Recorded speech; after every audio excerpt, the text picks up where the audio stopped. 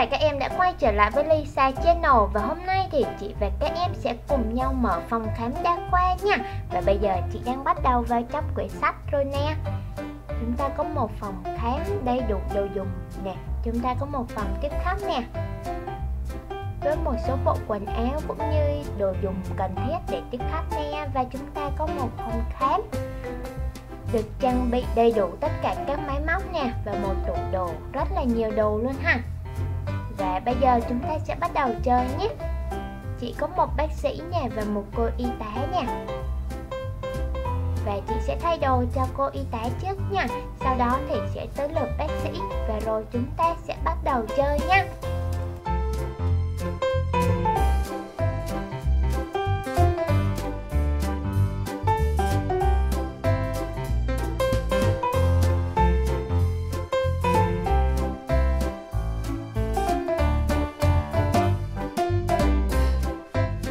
Và đây sẽ là hai bệnh nhân của chị nha. Bây giờ cửa phòng khám sẽ được mở ra và các bệnh nhân sẽ đi vào lấy số thứ tự nhé. Và khách hàng đầu tiên xin hãy điền thông tin vào trong tờ giấy này nhé.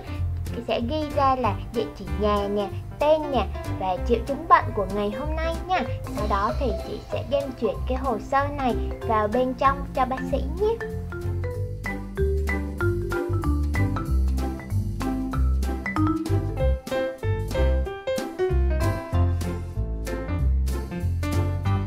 Rồi chị sẽ ra ngoài đo chiều cao và cân nặng cũng như nhịp tim của bệnh nhân này trước. Và rồi sẽ mời bệnh nhân và gặp bác sĩ ở bên trong nhé. Bây giờ thì bác sĩ sẽ bắt đầu khám bệnh cho bệnh nhân nha. Chúng ta xem hồ sơ nè. Bây giờ thì sẽ lấy ống nghe ra để nghe xem là tim bệnh nhân có đập nhanh quá không nè, hoặc là nghe phổi xem có trong không nè. Bệnh nhân bị đau bụng, vậy thì xin mời bệnh nhân đi lên trên giường nằm nè.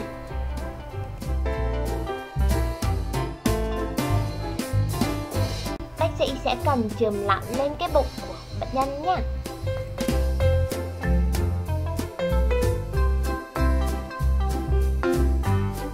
Xong rồi thì tiếp cho bệnh nhân một liều thuốc giảm đau nè.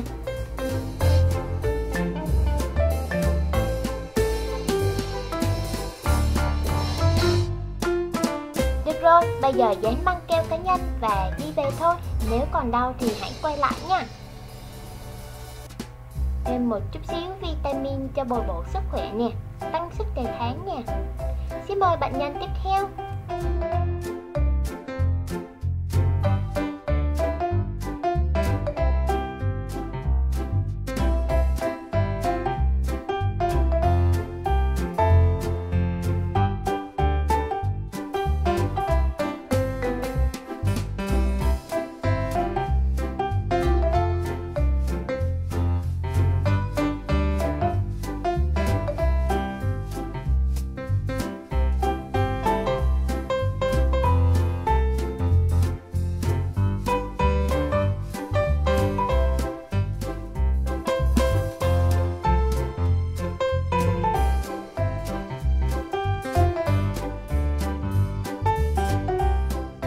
Phổi của bệnh nhân này đều bình thường hết nha. Xin mời bệnh nhân đi lên trên giường nè và bắt đầu khám thủ thuật một chút xíu nha.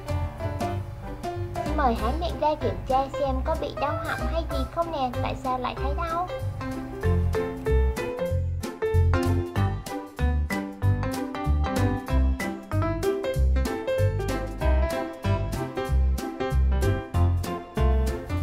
Thì ra là bệnh nhân bị đau ở chân nè, có vẻ như là nứt xương chân rồi và có thêm một chút xíu vết chảy do tai nạn giao thông. Bây giờ thì sẽ sử dụng băng cồn sát khuẩn nha, để chúng ta sát khuẩn một chút xíu ở vết thương ở trên đầu cũng như là ở dưới chân nè. Sau đó thì sẽ bôi thuốc đỏ nè.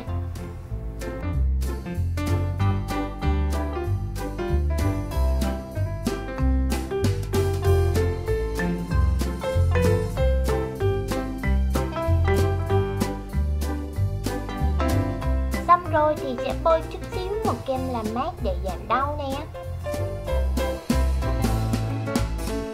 giờ thì sẽ sử dụng dây gạt này nha để quấn cái chân lại nha, để cố định xương của cái chân lại cho xương khỏi bị nứt thêm nữa nhé.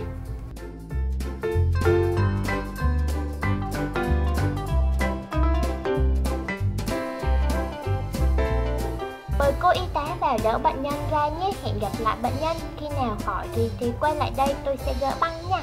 Vậy là tới giờ phòng khám đóng cửa rồi nè. Phòng khám này rất là dễ thương đúng không nè? Hẹn gặp lại các em ở video tiếp theo, chị sẽ hướng dẫn cho các em cách làm phòng khám này nha. Nếu các bạn yêu thích kênh thì hãy nhanh tay đăng ký nha, like và share để ủng hộ kênh nhé.